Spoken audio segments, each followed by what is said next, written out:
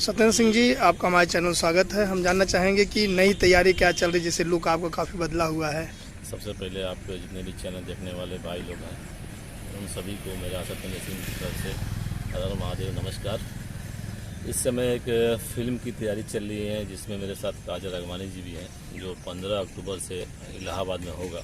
उसी के लिए एक विशेष लुक की तैयारी चल रही है जो अभी नज़र आ रहा है। जी, फिल्म का नाम क्या होगा, डायरेक्टर प्रोड्यूसर कौन होंगे? उसके प्रोड्यूसर हैं दुबे जी, जो जौनपुर के ही हैं। डायरेक्टर हैं जगदीश सिंह जी, और फिल्म का नाम बिटिया है मान बाबुल के मान है।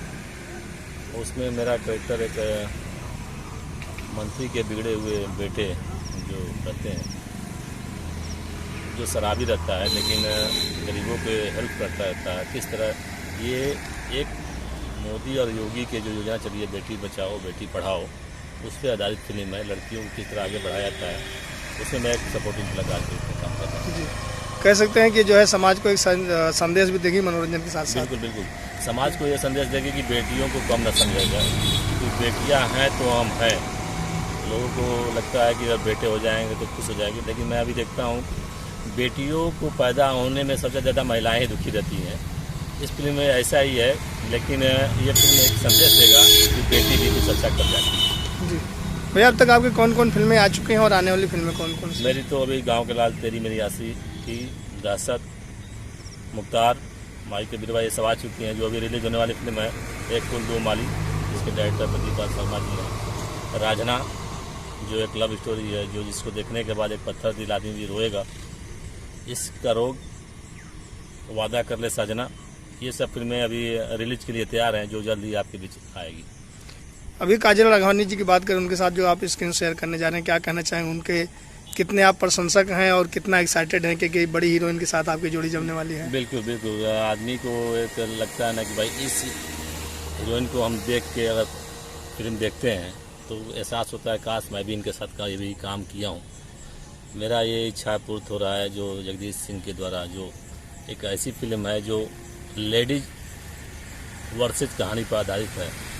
तो मज़ा आएगा काम करके उनके साथ और कुछ सीखने को मिलेगा। जी, अपने फैंस और दर्शकों से क्या कहना चाहेंगे?